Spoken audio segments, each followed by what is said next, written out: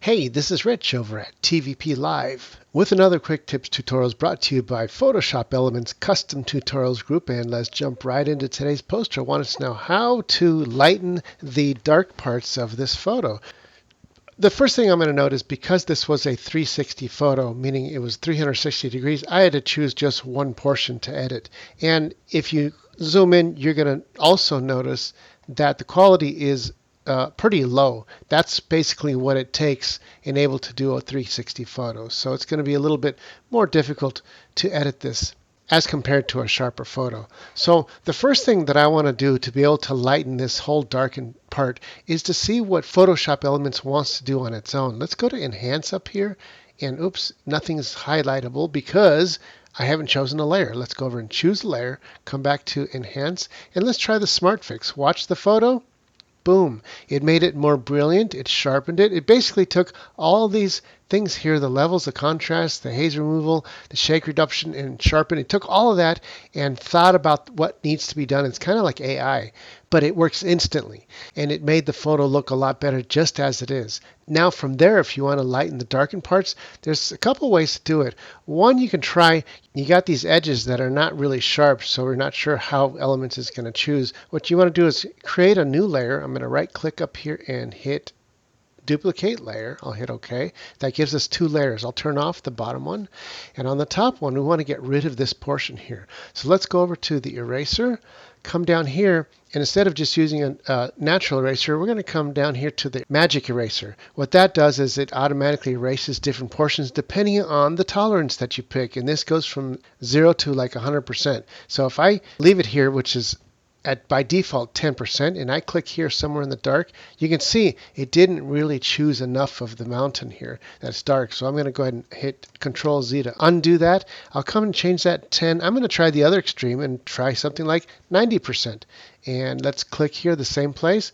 And look at that. It actually chose the whole mountain really good, but it chose a little too much of the other stuff. If I kind of toggle the bottom layer, you're going to see it took too much off. So I'm going to go ahead and undo that again. And let's change that tolerance down to something like 45%. Click up here and look at that. It chose exactly what we want. There's a couple pieces up here that we want to also get rid of. And I could just take the polygon, come down here and choose the lasso. And I could just like draw circles, and I'll zoom in a little bit around those little extra pieces that I don't want to be touched.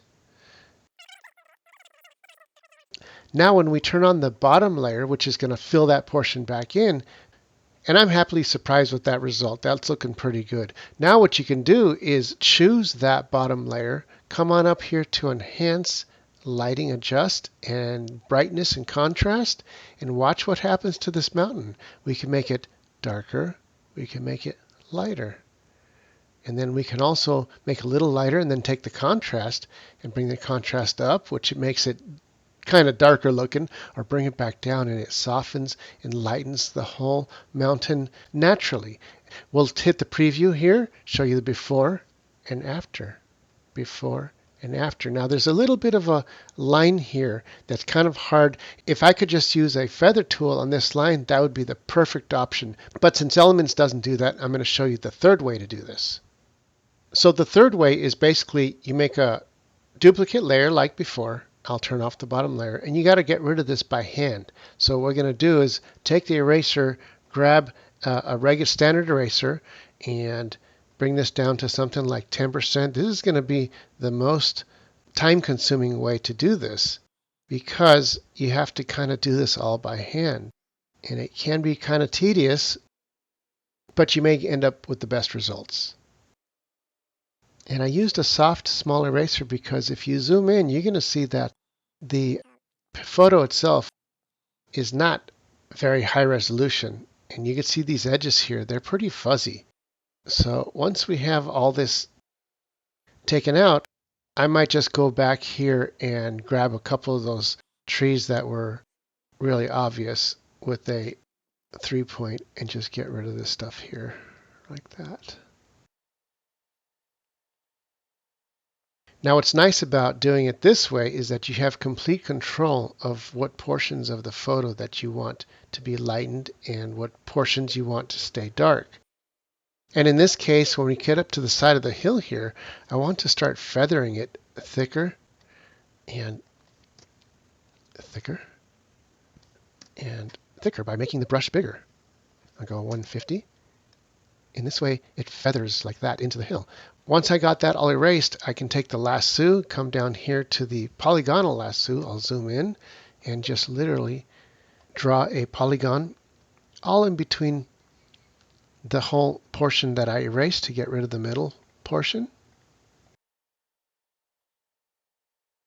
And it is that easy. I'll come down here, I'll double click to close the polygon line. When I zoom out and hit delete, now you're going to see kind of what we saw before with the eraser doing it naturally, but it's feathered here. The portion that was looking like there was a line now will not be a line when I bring it back and change that bottom layer. So when I go to enhance, lighting, brightness, now watch what happens. See that? The change here is gradual.